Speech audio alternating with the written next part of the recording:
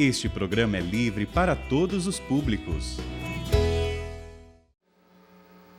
E que criou tudo, Ele resolveu não criar outros seres humanos sem a participação do casal, portanto, sem a sua participação, sem a participação de vocês dois. É por isso que também o casamento e a fidelidade no casamento é uma coisa sagrada, porque quem fez essa aliança de parceria não foram vocês sozinhos, não. Foi Deus que fez essa aliança. Deus fez essa aliança com você, homem, e Deus fez essa aliança com você, mulher. Um homem e uma mulher, para que Ele pudesse continuar criando através de vocês dois. Vocês dois foram os escolhidos. É impressionante, porque primeiro cada um de nós e depois cada um dos seus filhos foram escolhidos especialmente por Deus. Foi uma escolha maravilhosa, porque você sabe que existe somente um óvulo que é fecundado, mas os espermatozoides são milhares, e entre aqueles milhares de espermatozoides que estão subindo a correnteza, porque assim também que os médicos e biólogos descrevem, eles estão subindo a correnteza numa corrida. Um somente chega e fecunda.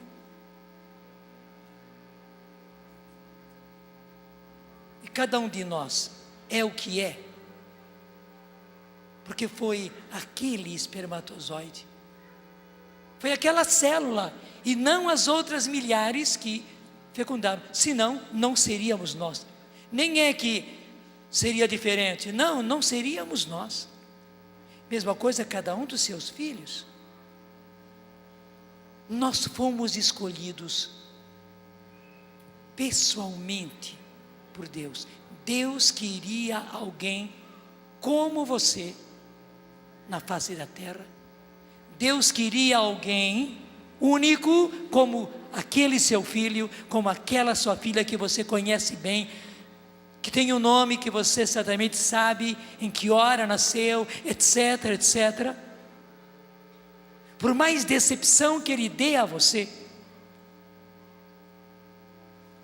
por mais problemas que Ele possa vir a dar na sociedade, Deus quis alguém, que é esse seu filho, que é essa sua filha, desse jeito, e não um outro.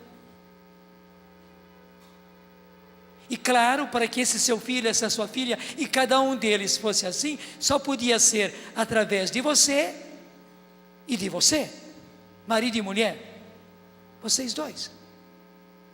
Porque se fosse um outro qualquer, porque se fosse alguém fora deste casamento escolhido por Deus, é claro, não seria nenhum dos seus filhos, impossível ser. Não é verdade? Que beleza, nós somos únicos para Deus. Os nossos filhos são únicos porque são únicos para Deus. Não existe, não existiu e não existirá ninguém igual a cada um deles, ninguém igual a você, ninguém. Só você, só aquele seu filho, só aquela sua filha. E o Senhor se lembra sempre da aliança que Ele fez com vocês. Isso que eu estou dizendo é por isso também que o casamento, que o sacramento do matrimônio é algo sagrado também na sua fidelidade, porque quando alguém, ou ele ou ela, falha, erra, peca na fidelidade, quando alguém é infiel, quando alguém é adúltero, Não é apenas contra ele e contra ela que você está sendo infiel. Não, em primeiro lugar é infiel a Deus. Porque a escolha foi de Deus. Dá uma olhadinha na história do seu casamento. Nós encontramos casais que vieram de lugares tão distintos e de situações tão distintas, que só por Deus acabaram se encontrando. Como aquele óvulo e aquele espermatozoide, somente eles. E foi por vontade de Deus que eles se encontrassem. Eles se encontrassem. Que beleza, meu Deus. E é por isso, meus irmãos, que tudo na nossa vida, mas especialmente todas as coisas referentes ao casamento, referentes à família, a família que Deus lhe deu. Deus quis uma família do jeitinho que você tem.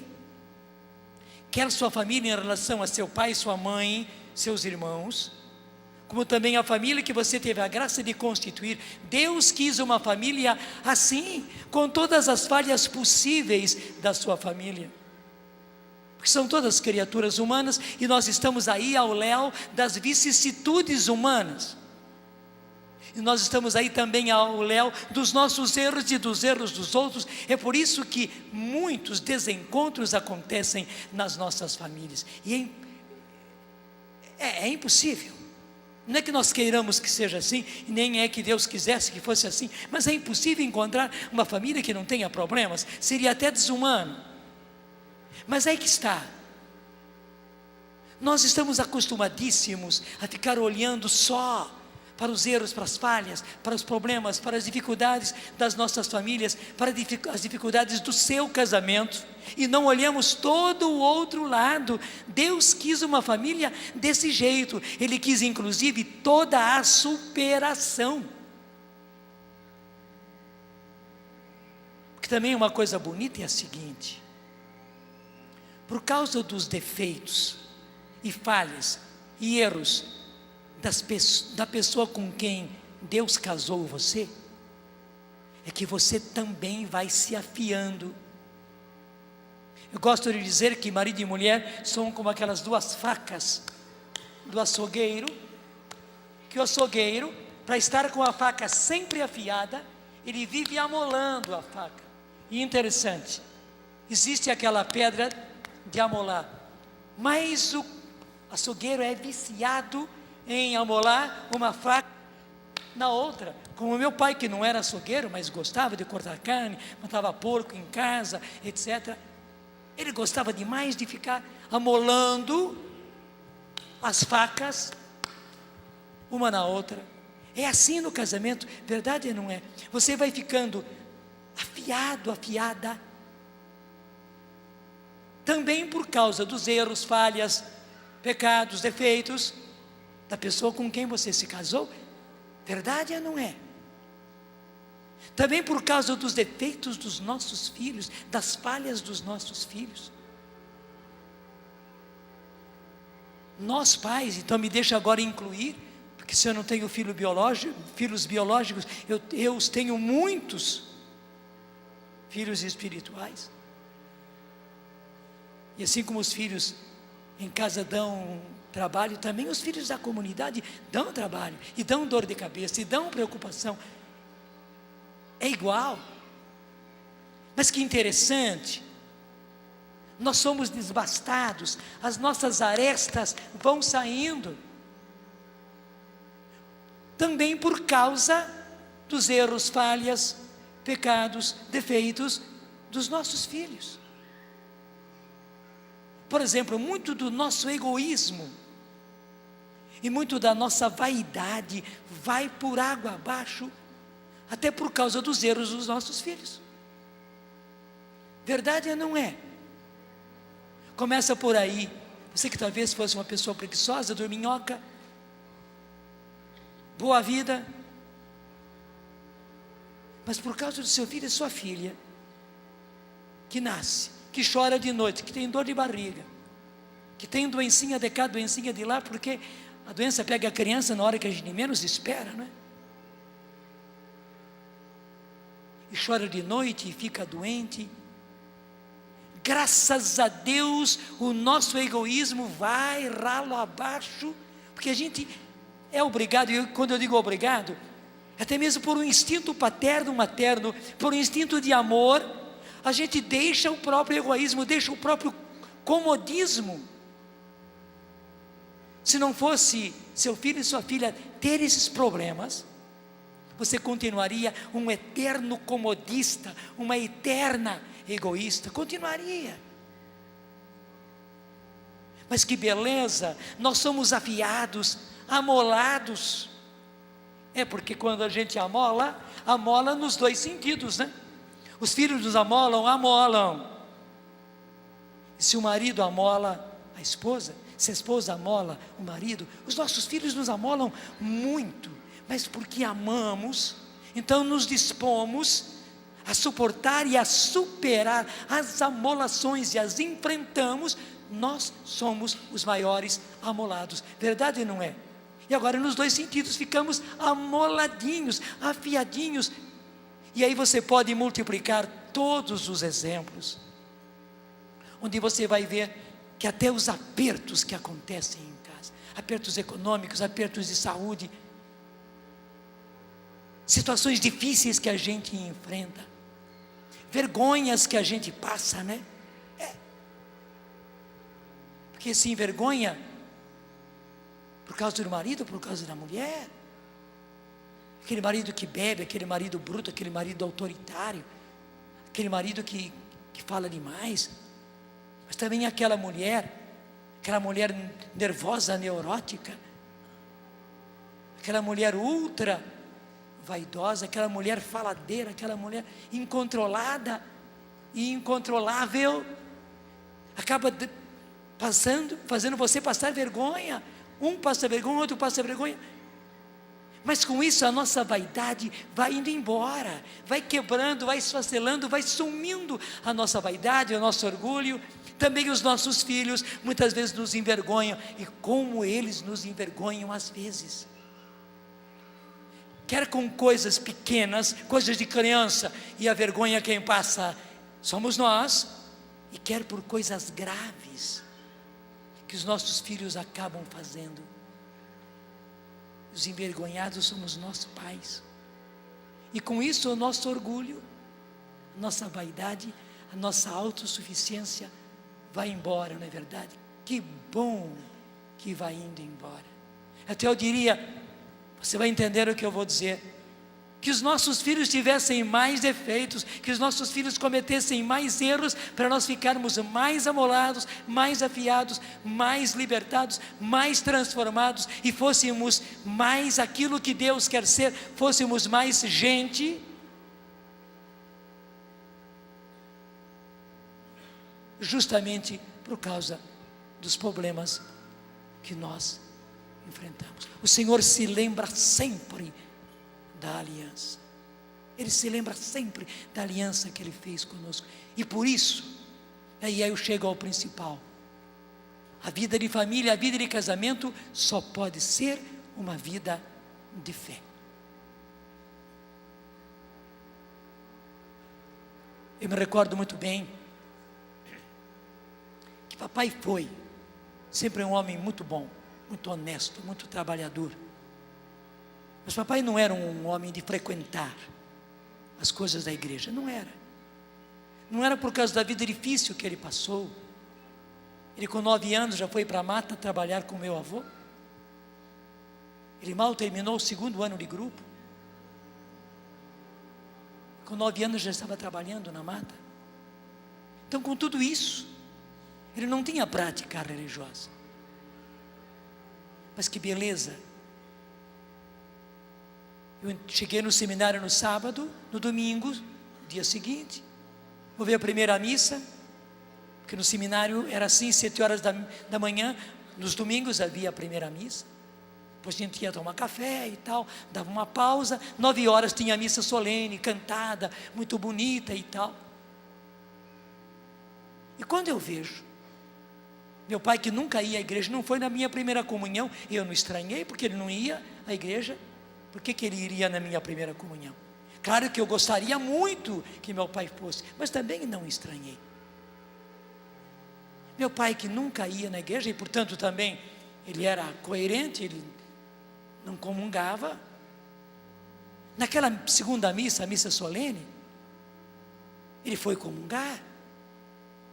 E eu vi meu pai comungar. Interessante, depois da missa, um pouquinho depois que terminou a missa, ele mesmo tomou a iniciativa de me explicar. Entre uma missa e outra, ele percebeu que lá no fundo da igreja havia 2 confessionários e havia padre ali para confessar. E ele mesmo me disse: meu filho, eu fiz uma boa confissão. Eu me lembro como o papai falou de boca cheia, eu fiz uma boa confissão. Eu entendia até o jeito de falar do meu pai, né? Quando ele disse aquele boa, era boa mesmo aquela confissão que ele fez. Ele então me disse, e eu fui comungar.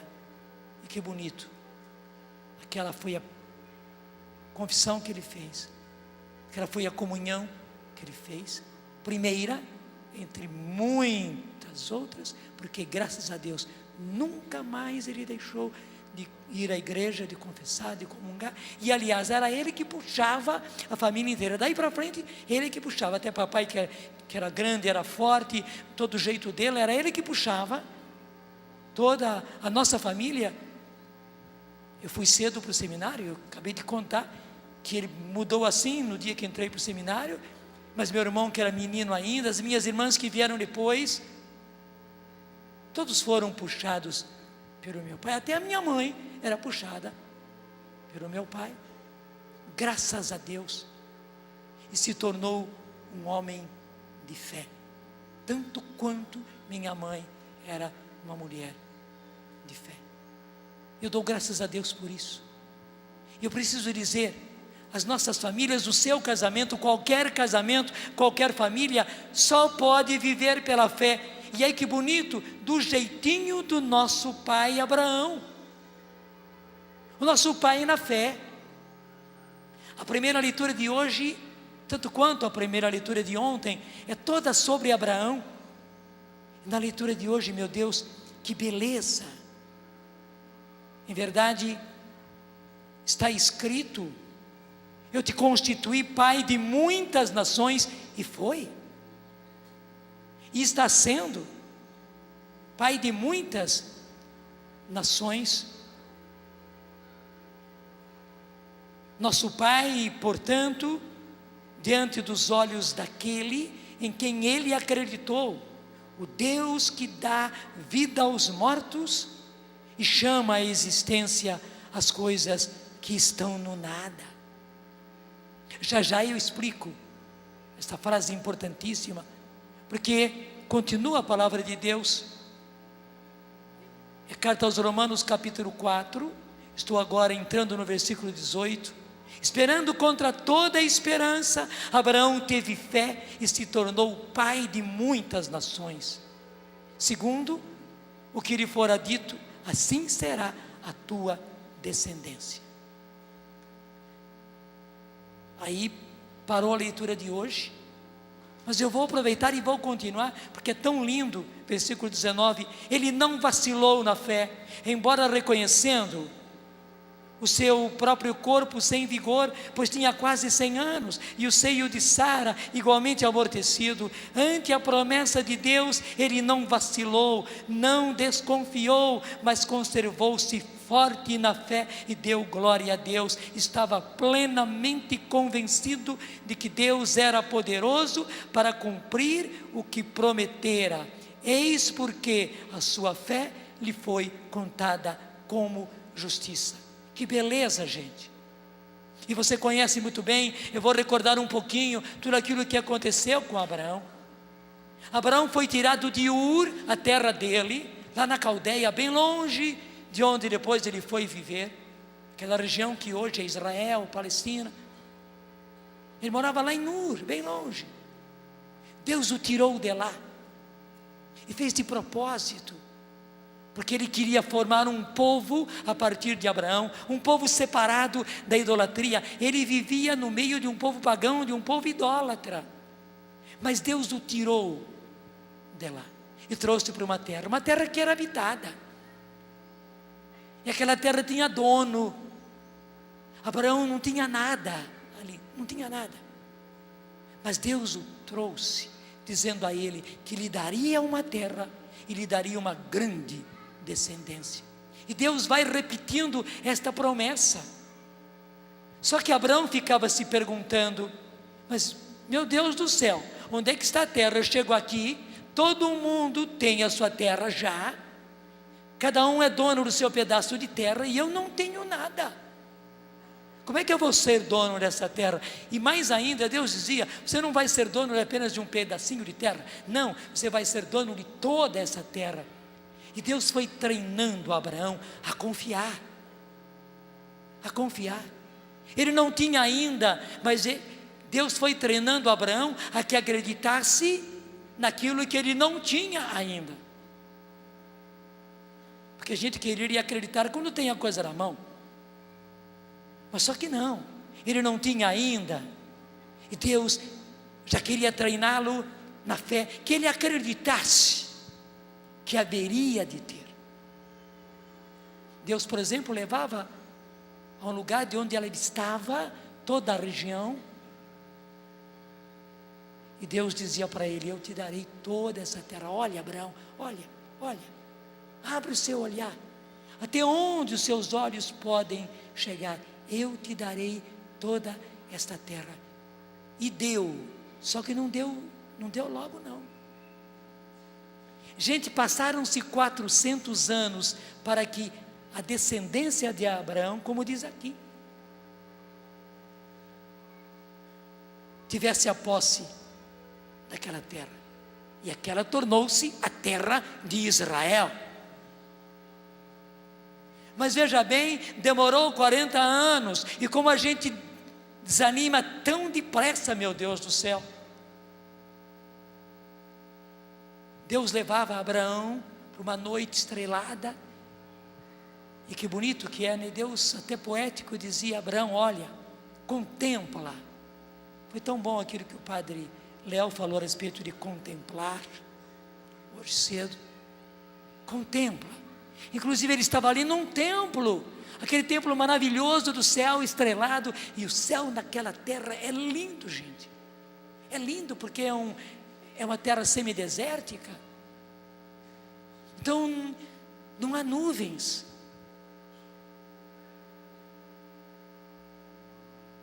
não havia energia elétrica, nem nada. Ele via aquelas milhares de estrelas, e Deus dizia: a tua descendência vai ser como as estrelas do céu. Só que Abraão olhava e dizia: mas como é possível isso? Sara, a esposa que o Senhor me deu, é estéril. Nós tentamos, e todos os meses tentamos, e são anos e anos e anos e anos. Eu estou ficando velho, Sara está ficando velha, e não vem o filho que o Senhor promete. E como é que eu vou ter uma descendência se nenhum filho eu tenho? Deus levava Abraão à região do mar e mostrava: olha, Abraão, contempla, a tua descendência será tão numerosa como as areias da praia do mar. E aconteceu. Gente, tem judeus por todas as partes do mundo. Teve e tem, e que interessante, né? O judeu continua judeu até hoje, desde Abraão. Eles são hebreus, são chamados também de judeus, mas na verdade são os descendentes de Abraão. Estão espalhados por todas as partes do mundo, já sofreram perseguições e perseguições no nazismo, Hitler quase que acabou com a raça deles, mas que impressionante. Daquele punhadinho que sobrou, porque foi um punhadinho que sobrou, os judeus voltaram a se recuperar. Estão espalhados por todas as partes do mundo e já voltaram para a terra dele, já tomaram posse da terra deles, aquela mesma terra que Deus prometeu a Abraão. Inclusive eles foram com grande garra para reconquistar aquelas terras, depois de quase 2.000 anos, porque foi nos anos 1900, desde o ano 70 até 1917, por ali, 14, 17, eles não tinham mais a posse daquela terra, estavam espalhados no mundo, estavam em todos os lugares, menos lá. Mas depois de 1900 anos, eles voltaram para a sua terra, e fizeram questão de tomar posse da sua terra, e continuam insistindo a tomar posse da sua terra, porque eles têm a promessa de Deus, de que aquela terra é deles, aquela terra é dos descendentes de Abraão. Vocês vão dizer, mas tem uma briga enorme lá, entre judeus e árabes. Então deixa eu contar o outro lado da história, porque nessa expectativa de fé, Deus falava com Abraão, lhe prometia tudo a Abraão. Claro que Abraão passava tudo isso para Sara, mas a coitada da Sara, ela que era estéril. Então, ela até na frustração dela, não conseguia ter a mesma fé, a mesma confiança de Abraão. E chegou um momento em que Sara fraquejou na fé, e disse a seu marido: olha, pelo menos, uma vez que eu não consigo, já estou chegando à menopausa, não sei se ele usava essa palavra, mas ela sabia muito bem que depois de certa idade, ela não teria mais filhos mesmo, porque toda mulher era assim, ela estava acostumada a isso. Então, uma vez que eu não consigo te dar filho, está chegando no tempo de eu não ter mais nenhuma possibilidade de te dar um filho, então, se aproxime da minha escrava, porque era um costume entre aqueles povos. O que era do dono, os escravos do dono, era tudo do dono. Então ela disse: as minhas escravas são minhas, mentalidade da época. Então, aproxima-te de uma das minhas escravas e tem filho com ela.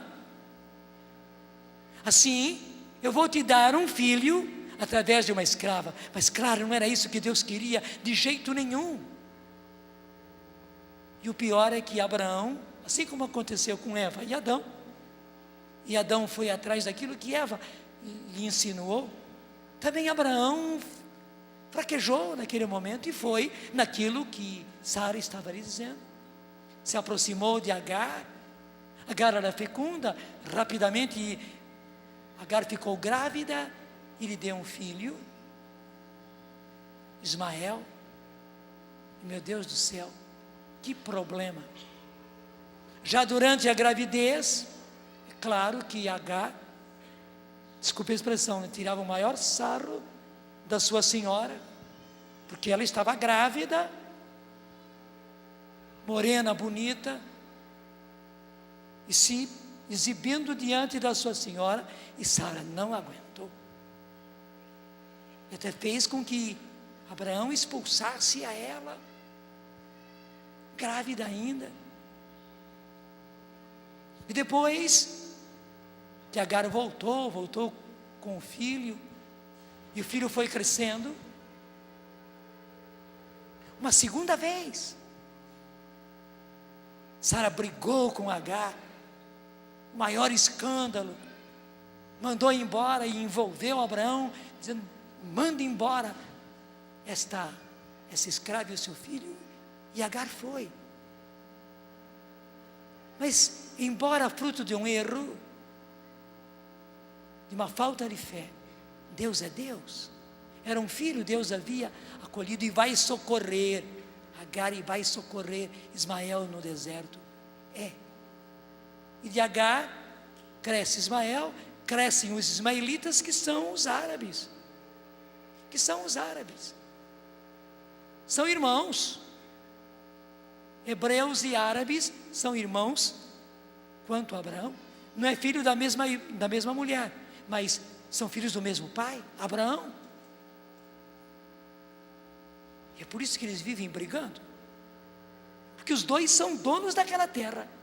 São porque são. Os dois são descendentes de Abraão. Claro, o descendente que Deus queria era Isaac, que gerou os que são hebreus. Mas também Abraão gerou Ismael de Agar. E por isso eles vivem brigando, e a pior das brigas que acontece lá, é até um escândalo quem vai lá, né, e vê a situação entre, você está continuamente vendo nos noticiários tudo aquilo que acontece com os árabes, e assim como os judeus se espalharam por todas as partes, também há árabes por todas as partes. Árabes que nós chamamos também de muçulmanos, porque seguiram a essa religião. Mas você está me entendendo? Como é que são as coisas de fé? E foi justamente numa escorregada, num erro de Sara e de Abraão, que veio toda essa complicação. Mas que beleza! Quando eles menos esperavam, Deus visita Abraão e Sara e prometem a eles, no ano que vem, essa passagem é lindíssima na Bíblia, no ano que vem, eu vou voltar aqui e Sara vai estar com o seu filho no colo. Sara até riu dentro da tenda, estava escutando tudo, né? A conversa de Abraão. E riu. Porque como era possível? Agora ela já era idosa mesmo, ultrapassada na menopausa, na idade, que não tinha mais possibilidades. E Abraão também. E que beleza, como Deus prometeu. No ano seguinte, já estava ela com Isaac no colo. Também foi o único filho.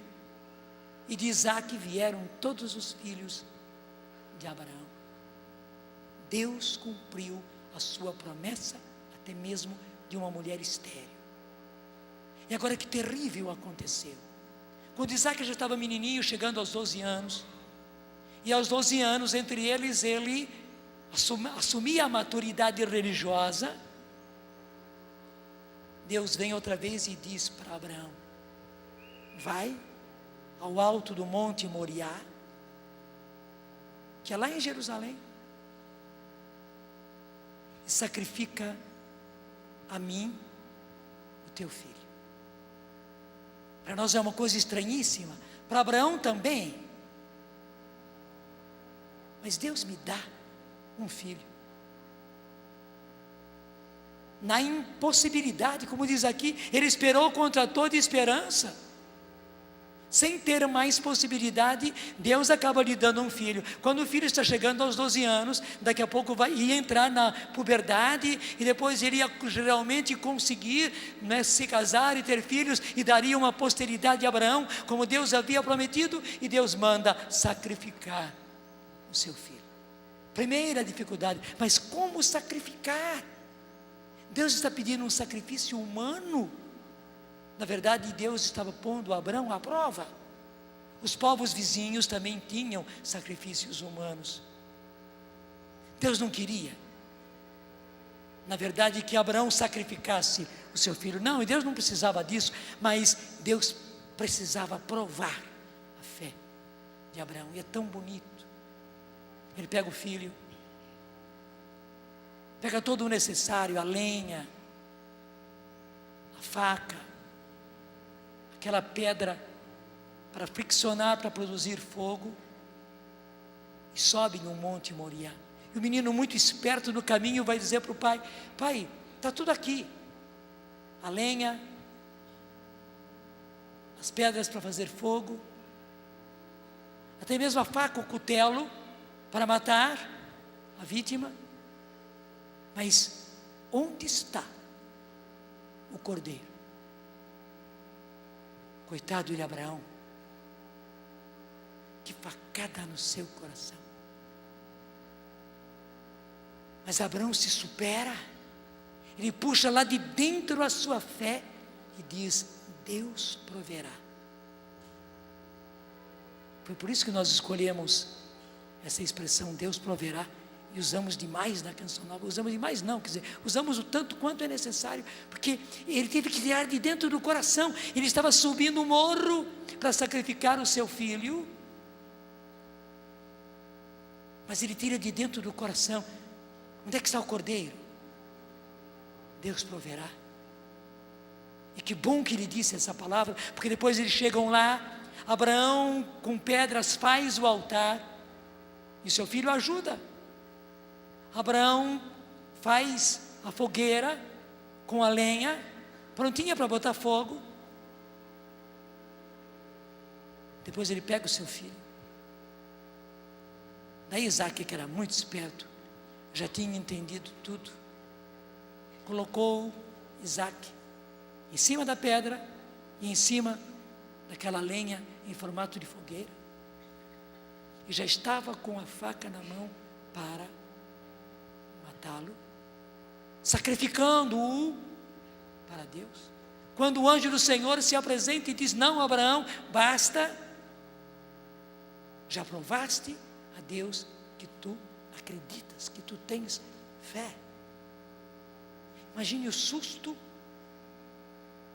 mas o alívio de Abraão, e também o susto e o alívio de Isaac, já em cima das pedras e em cima da lenha para ser sacrificado. E quando o menino está descendo ali, de sobre aquele altar improvisado com pedras, eles avistam no meio do espinheiro, e começa a berrar. Até agora não tinha berrado, né? Começa a berrar um cordeiro, que estava ali preso no meio dos espinhos. Estava lá. Por que berrou apenas naquele momento? Porque realmente Deus proverá.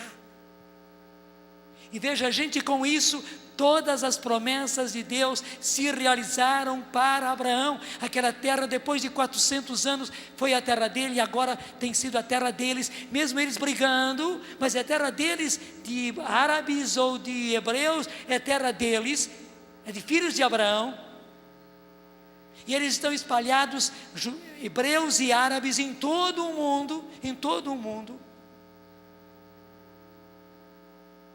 E mais do que tudo, através de Abraão veio Jesus, e por Jesus nós também, pela fé, entramos nesta família e somos descendentes de Abraão. Portanto, somos descendentes também na fé, e Deus precisa que justamente no seu casamento, justamente no ter filhos, justamente no formar uma família como Abraão formou, você seja um homem e uma mulher de fé, como Abraão e Sara, como Sara e Abraão. Claro, com as fraquezas que nós acabamos tendo na fé, como aconteceu com Sara, como aconteceu com Abraão, mas o mesmo Deus vai treinando a gente. Até os problemas que a gente enfrenta são treinamentos que Deus faz conosco para sermos homem e mulher, cada dia mais de fé, cada dia mais de fé, cada dia mais de fé. E todos nós que somos pais só podemos viver pela fé, também porque são tantas as dificuldades, o casamento é tão atacado, especialmente nos nossos dias, as famílias são tão atacadas, especialmente nos nossos dias, sempre foram, porque a mais linda instituição de Deus, é claro que o inimigo, encardido, como diz o Padre Léo, né, é a coisa mais atacada. Ele quer justamente desfeitear as coisas de Deus, e quanto mais a coisa é linda, mais ele quer desfeitear. E é por isso que o seu casamento é atacado, é por isso que a sua família é atacada, é por isso que o inimigo tem na mira, inclusive seus filhos, sua fidelidade e tudo mais, e vive criando problemas entre vocês, e problemas com vocês e seus filhos, 1000 problemas. Saiba que existe um inimigo aí dentro, existe um encardido terrível, covarde, sujo nas coisas que ele faz, porque ele não se mostra. Se nós víssemos a ele encardido fazendo essas coisas, nós tiraríamos de letra, bom, é ele fazendo, né? Assim como o cachorro, o gato faz as sujeiras dele dentro de casa, né? Claro que você depois limpa e bota o cachorro para fora, bota o gato para fora, mas você não estranha, porque gato e cachorro é gato e cachorro mesmo. Mas você não vê que o inimigo, ele não se mostra, só faz as sujeiras. E as sujeiras você toca. E quantas vezes você pisa na sujeira e escorrega na sujeira? Verdade ou não é? E os seus acabam pisando e escorregando na sujeira que o inimigo fez, que o encardido fez. Mas por que ele faz essa covardia, essa sujeira? Porque justamente o seu casamento e a sua família são as coisas mais lindas de Deus, a mais linda criação de Deus. Infelizmente, por isso mesmo, porque ele é covarde, porque ele é sujo, porque ele é inimigo, porque ele é encardido, ele ataca justamente a coisa mais linda que Deus criou. Entendeu? E é por isso que você precisa despertar para a fé, abrir os seus olhos e o seu coração para a fé. Se não for pela fé, nenhum casamento se sustenta. Se você sustentou o seu casamento até agora, saiba que foi talvez pelos restinhos de fé que você tinha, que você tem, graças a Deus. Se você superou, foi pelos restinhos de fé que Deus mesmo foi juntar e recolocar na sua vida. Não foi por você só, não. É por isso que tanta gente hoje está fazendo do casamento um pôr e tirar roupa, um trocar roupa continuamente.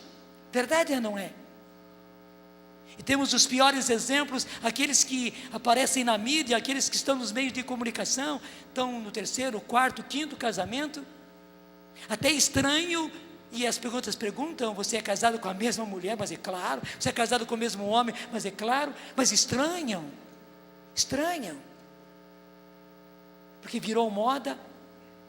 Mas também isso eu preciso dizer, é porque o covarde e o sujo está querendo desfeitear aquilo que Deus fez de belo, e aí estamos nós, para não permitir que ele continue desfeiteando. E é por isso que você precisa ser um homem e uma mulher de fé, como Abraão, que esperou contra toda a esperança, tornou-se pai de numerosos filhos, como o Senhor lhe havia prometido. E que coisa linda, eu prometi que eu explicaria aquela frase: Deus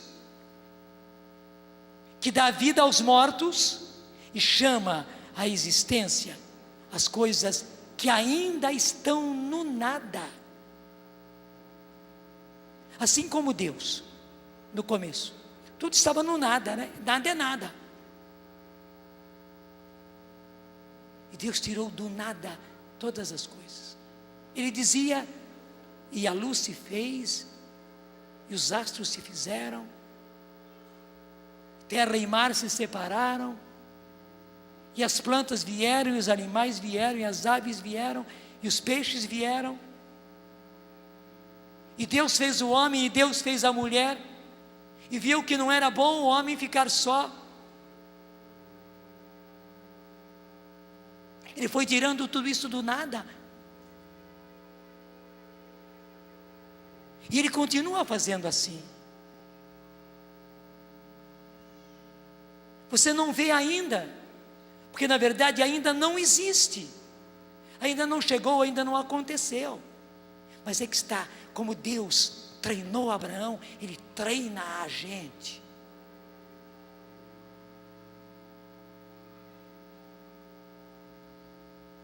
Eu lhes dizia ontem, não é?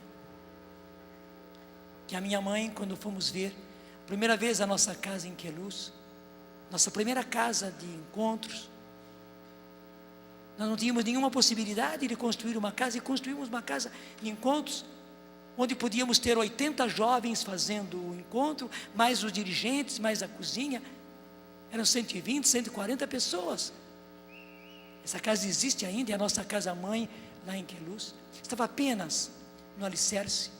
Nós já tínhamos gastado todo o dinheiro só no alicerce, e a diretoria, como acontece com as diretorias, queria parar tudo e só recomeçar quando conseguisse dinheiro para retomar a construção. E eu disse para eles com toda a firmeza, embora saindo numa cirurgia, que nós não íamos parar. Nós estamos andando sobre os alicerces. E mamãe, lá num cantinho, disse: mas o Jonas é sonhador. Ela sempre me chamava com O aberto, Jonas, e não Jonas. O Jonas é sonhador. Sonhador que nem o pai dele. Mas coitado, ele não vai conseguir. A Luzia ouviu bem isso. O Eto, que já era o construtor, dessa casa, ele já começou construindo a nossa casa sem termos dinheiro. Essa é a nossa história sempre. O Eto é que era o que estava administrando a construção dessa primeira casa. Escutaram bem isto. E realmente aquela casa não existia ainda. E humanamente era impossível levantá-la. Era impossível levantá-la. Mas Deus via aquela casa construidinha. E não apenas aqueles que viriam para aquela casa, os que seriam formados naquela casa. Todos os nossos primeiros membros da comunidade foram formados lá. Além de terem participado de encontros lá, onde se encontraram com Deus e onde tiveram a vida nova, mas também quando nós começamos a comunidade, foi lá que eu fiz o desafio para a comunidade começar a existir, e foi lá a casa onde foram os primeiros, né? Quando nós começamos a comunidade, foi lá que eles cresceram, foi de lá que tudo surgiu. Deus já estava vendo tudo. Não era sonho meu, era sonho de Deus. E eu precisava sonhar os sonhos de Deus. Parecia loucura. Mas eu precisava sonhar os planos, os sonhos de Deus. E claro, Deus não tinha apenas aqueles sonhos. A partir daquela casa e a partir daqueles jovens, Deus tinha todos os outros que vieram depois. E tinha tudo isto que você vê aqui, que você apalpa aqui, que você pisa aqui, e não somente aqui, mas em 29 outras casas no Brasil e no mundo, gente. A Canção Nova hoje tem 23 rádios, além das rádios coligadas conosco, mas que estão na nossa administração, são 23 rádios. Nós estamos em 5 diferentes outros países. E as nossas transmissões, não somente nós na hora do almoço, na hora do almoço nosso aqui, nós estamos transmitindo ao vivo o que aconteceu em Roma, na Praça de São Pedro, onde o Papa realizou uma celebração para a primeira Eucaristia com 100 mil crianças, na Praça de São Pedro, onde 1000 crianças, vindas de várias partes do mundo e muitíssimas da Itália, fizeram a sua primeira comunhão, por causa do ano da Eucaristia. O Papa quis essa celebração, e nós estávamos transmitindo ao vivo, inclusive o que aconteceu antes, até os palhaços fazendo um espetáculo na praça. Quando é que nós podíamos imaginar isso? Mas o mais lindo é o seguinte, que a imagem vinha de lá, chegava para nós aqui, nós emitíamos daqui para o satélite, e do satélite ia para Portugal, e de Portugal devolvido para toda a Europa, chegando até o Oriente, e lá os nossos que estão, tanto na França, em Toulon, como os nossos que estão lá na Terra Santa, na terra de Abraão, sim, eles moram hoje na terra que Deus prometeu a Abraão, estão lá. E até interessante, eles moram do lado dos árabes em Belém, eles trabalham do lado dos hebreus em Jerusalém, tem que atravessar todos os dias a barreira. Os nossos lá também viram toda a transmissão, que veio de Roma para cá, e foi daqui para todas essas partes do mundo, e os Estados Unidos viu, e o Canadá viu, e a África viu. Quando é que eu podia imaginar? Eram sonhos de Deus, e eu precisava sonhar os sonhos de Deus. E graças a Deus que eu fui me acostumando a sonhar os sonhos de Deus. Mas obrigado.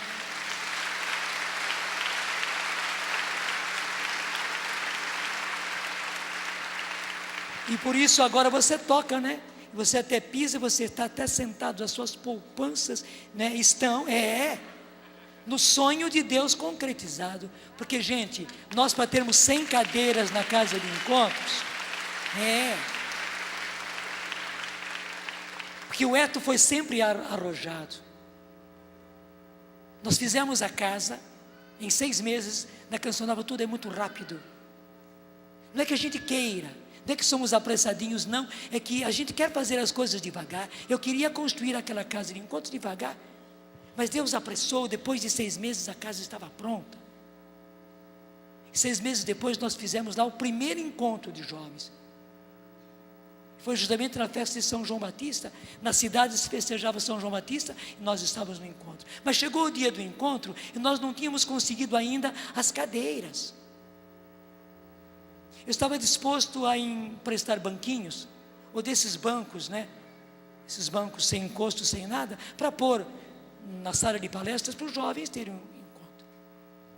Quando o Eto, arrojado como era e é até hoje, né, foi a uma fábrica de móveis lá em Cruzeiro, né, e adquiriu e comprou 100 cadeiras daquelas de não somente a gente sentar, mas tem aquele braço para poder escrever, e a parte embaixo para colocar caderno e Bíblia, etc.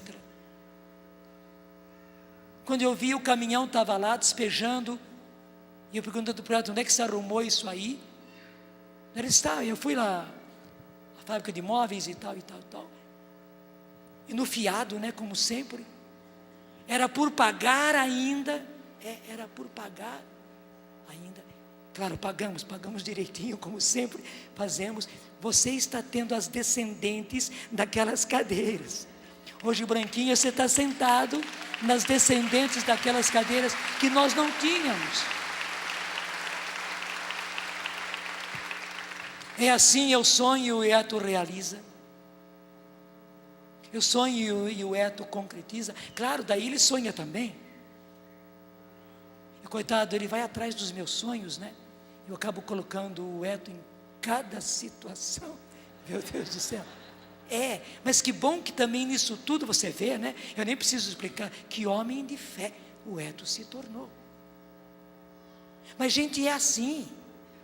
Estou contando tudo isso para você perceber, também nisso a Canção Nova faz escola. E assim como o pai ensina aos filhos, nós queremos ensinar vocês como pais.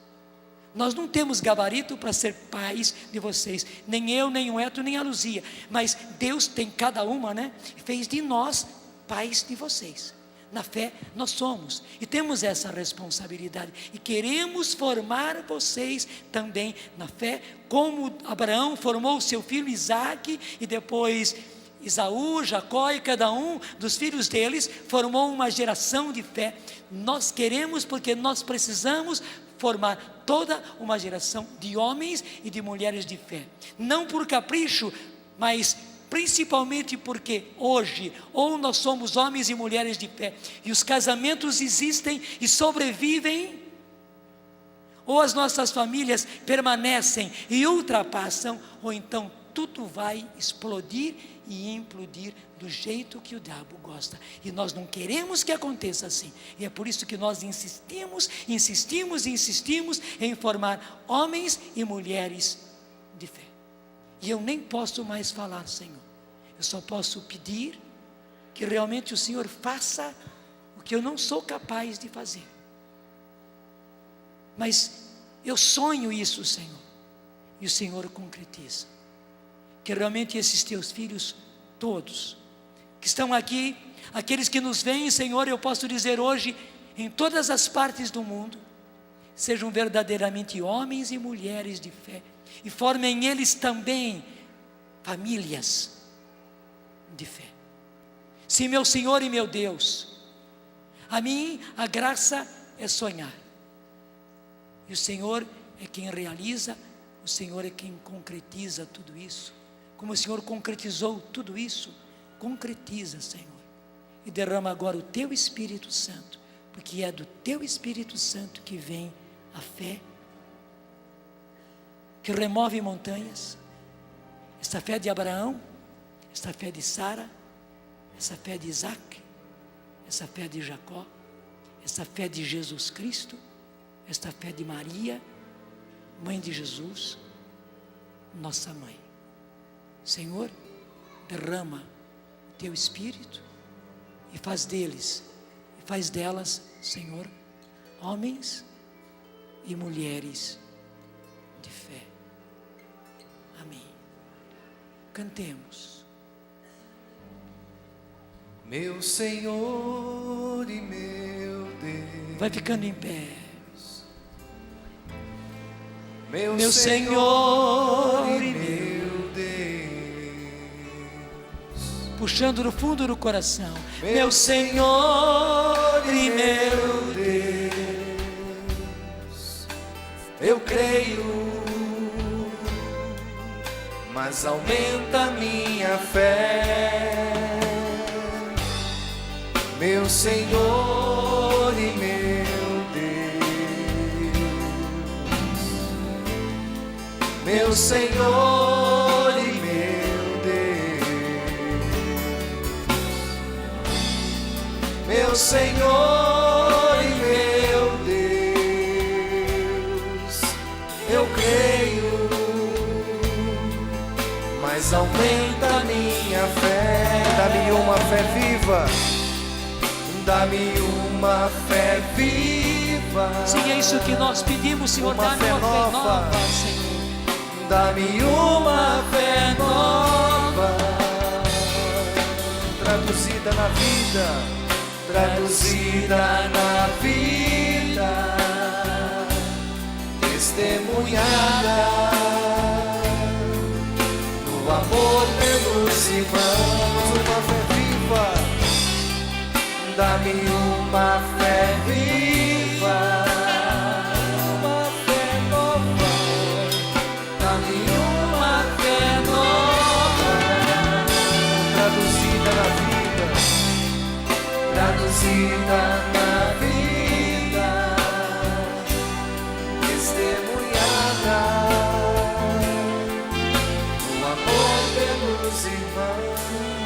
Maria lavaria lavandaria tirishba Kindara Maria lavati Kendara Maria lavati. Sim, esse é o cantar próprio dos homens e mulheres de fé.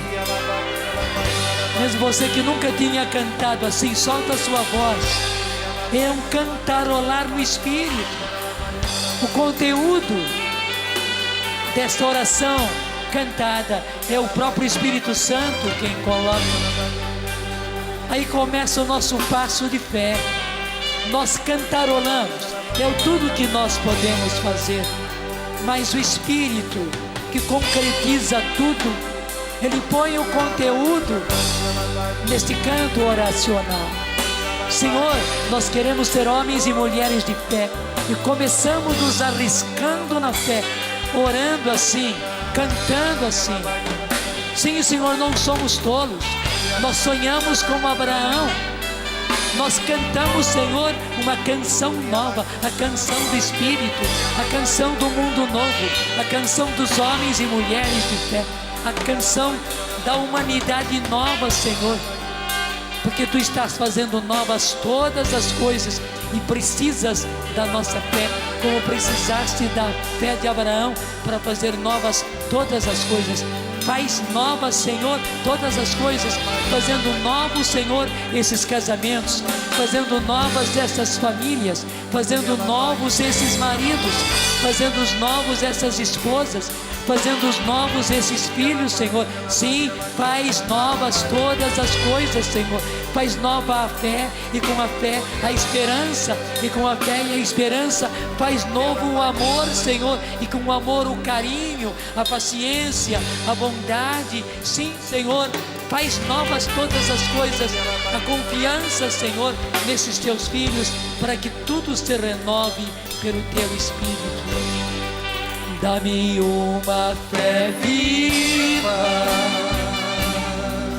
uma fé nova, dá-me uma fé nova, traduzida na vida, traduzida na vida,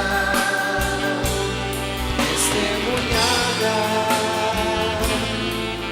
no amor pelos irmãos. Só você, dá-me uma fé viva.